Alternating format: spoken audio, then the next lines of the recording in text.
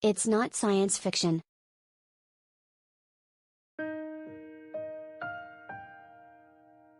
Barry Bostwick, who played Brad Majors in the cult classic The Rocky Horror Picture Show, campaigned for Richard Nixon as a child.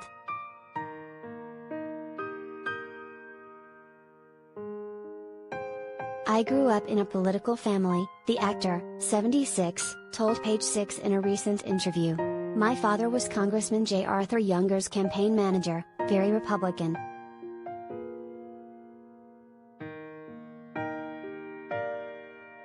I was doing parades for Nixon, all this kind of stuff, he continued. I stood in front of the train station and handed out flyers for every Republican running for something in San Francisco from 1955 to 1960.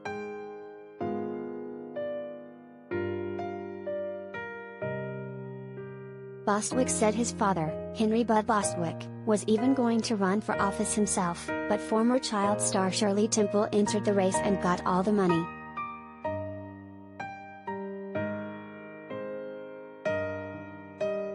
Perhaps because of his background, the California-born actor is loath to discuss politics.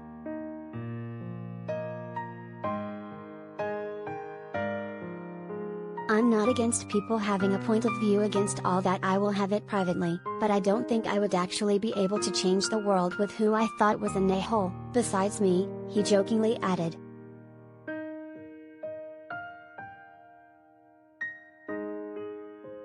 Bostwick is proud to have starred in the 1975 musical, which also featured Tim Curry and Susan Sarandon, but feels that a lot of the show's original darkness has been diluted in subsequent revivals.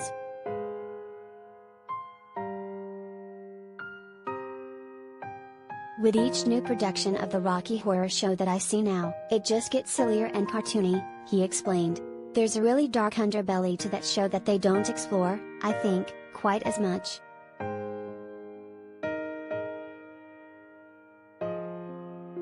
Bostwick said the same thing has happened to Grease, in which he starred as the original Danny Zuko on Broadway.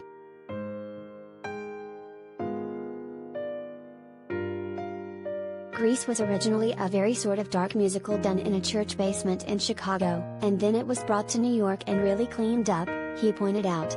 It got a little more cotton candy. The movie was even brighter and more silliness. It lost its edge that I think some of us brought to it in its early days. It was based on two real gangs that existed.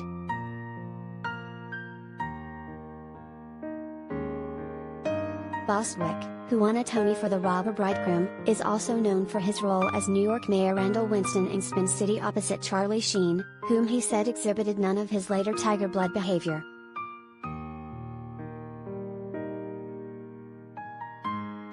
Oh no, he was normal, Bostwick exclaimed.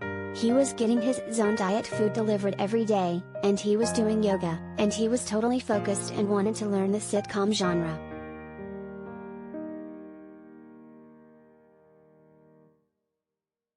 And, what a great way to do it, to walk into an ensemble that had been doing it for 4 years and were incredibly talented as a whole.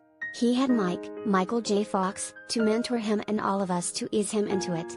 I think that if he hadn't done Spin City, I don't think 2.5 Men would have been successful.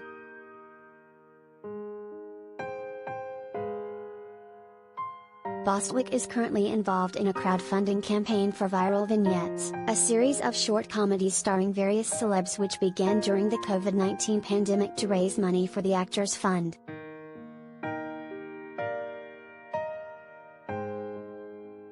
Producer David Levin is attempting to turn the series into a movie or TV show, and fans who pony up a decent contribution have the opportunity to act opposite Bostwick.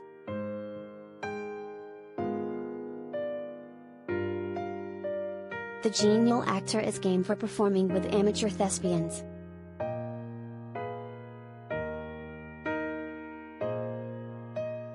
I'm a bit of a man whore 24 hours a day, he cheekily noted.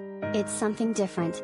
I just think it's interesting, and I've worked with a lot of good actors and a lot of bum actors, so how bad can this be?